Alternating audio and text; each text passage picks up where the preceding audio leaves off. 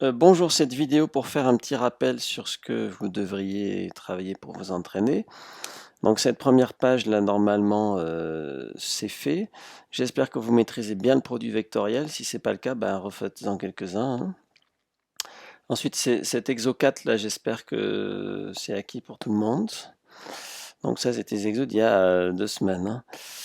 Donc ensuite ici vous avez cet exercice ici qui s'appelle l'exercice 6 où bon, on l'a corrigé, mais je suis pas sûr que beaucoup d'entre vous l'aient cherché. Donc encore une fois, ça fera partie des choses à réviser. Donc ne vous y prenez pas au dernier moment quand ça sera le moment. Ensuite, opération sur vecteur. Donc cet exo-là, dans l'exo 8, donc de choses une, soit vous avez vraiment compris, donc entraînez-vous-en à faire un de tête par exemple. Je sais pas moi, c'est fois B, ou enfin, entraînez-vous-en à faire de temps en temps de tête pour en faire entrer le mécanisme dans votre tête. Et si vous pensez que vous n'avez pas intégré le produit matriciel, ben faites-les tous. Donc ensuite, la question 2 de l'exo 8, ben, soit vous avez compris, soit vous n'avez pas compris. Donc mais si vous n'avez pas compris, demandez-moi la prochaine fois ou envoyez-moi un mail plutôt pour me demander que je prépare ça la prochaine fois. Donc les zo 9, j'ai dit qu'il était assez important parce que ben, la réduction des endomorphismes, ça se base autour de cette formule-là.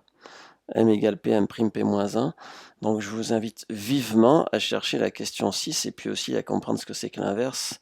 Cherchez la question 4. Et une fois que vous avez fait la question 4, ben, vous faites la question 5, mais vous ne pouvez la faire que quand vous avez compris la question 4. Voilà. La question 3 aussi, bon, ça m'étonnerait qu'on aille jusque-là dans l'avancement du cours, mais enfin, c'est assez simple à comprendre. Quelques solutions parcellaires. Ensuite, le pivot de Gauss, il faut être à l'aise avec ça. Donc, vous avez compris que ce qui compte, c'est que la partie à gauche, là, et qu'à terme, on mettra que des zéros à droite. Bon. Donc, s'entraîner à calculer le déterminant, voir si c'est dégénéré. Alors ça, c'est vraiment formateur, l'exercice 12, là, pour faire du déterminant. Et puis, quelques pivots. Donc, c'est pas grand-chose à faire, hein, finalement, comme travail, ce que vous avez à faire. Mais faites les pivots en faisant bien comme il faut, les pivots de Gauss, L2 moins ce machin fois L1, etc. Et puis, calculez aussi le déterminant pour vérifier vos calculs. Voilà, c'est tout. Et puis après, on va aller beaucoup plus vite. Donc, ben, ça, c'est les bases à connaître. Voilà, sur ce, eh bien, je vous dis à lundi pour le groupe que je verrai, et puis à lundi aussi à distance pour le groupe que je verrai à distance. Allez, bon travail.